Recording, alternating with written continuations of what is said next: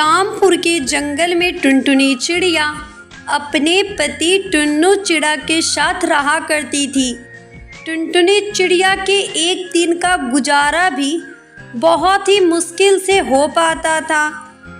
टुनटुनी चिड़िया की एक प्यारी सी बेटी थी जिसका नाम था पिंकी चिड़िया। पिंकी चिड़िया पेंटिंग बनाने की बहुत ज़्यादा शौकीन थी। वो हर रोज़ एक न एक पेंटिंग बनाती थी और अपनी माँ के पास आकर उसे दिखाती थी। माँ, देखो मैंने ये पेंटिंग बनाई है।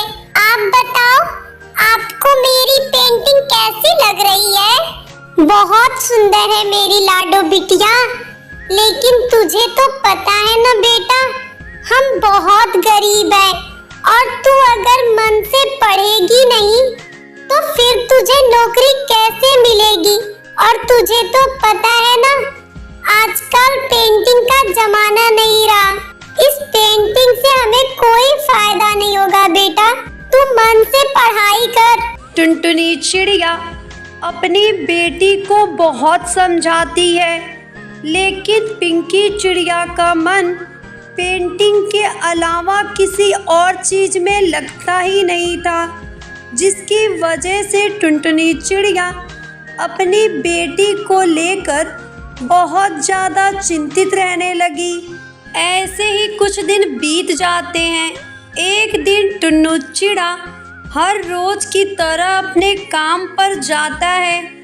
वो काम कर ही रहा होता है कि अचानक उसका पैर फिसलता है और वो ज़मीन पर जोर से गिर जाता है, जिससे उसे बहुत सारी चोट लग जाती है। तभी पास काम कर रहा बंटी कबूतर उसे उठाकर उसके घर लेकर आता है। टुनटुनी बहन, ओ टुनटुनी बहन, कहाँ हो आप? जल्दी बाहर आओ। क्या हुआ है बंटी भैया? टुन्नू जी को इतनी सारी चोट कैसे लग गई है?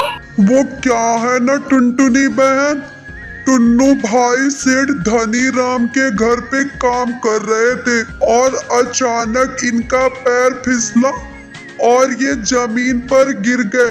ऊंचाई ज्यादा होने के कारण इनके कमर में चोट लग गई है। हे भगवान, तू मेरे से किस जन्म का बदला ले रहा है? मैंने तेरा क्या बिगाड़ा है भगवान? उसके बाद टुनटुनी चिड़िया अपने पति टुन्नू चिड़ा को घर के अंदर ले जाती है और बेड पर ले जाकर सुला देती है। जब टुन्नू टुनटुनी चिड़िया को बहुत परेशान देखता है तो वो टुनटुनी से कहता है, टुनटुनी, मैं तुम्हारे ऊपर बोझ बन गया हूँ। इससे अच्छा होता कि मैं वहीं पर मर जाता।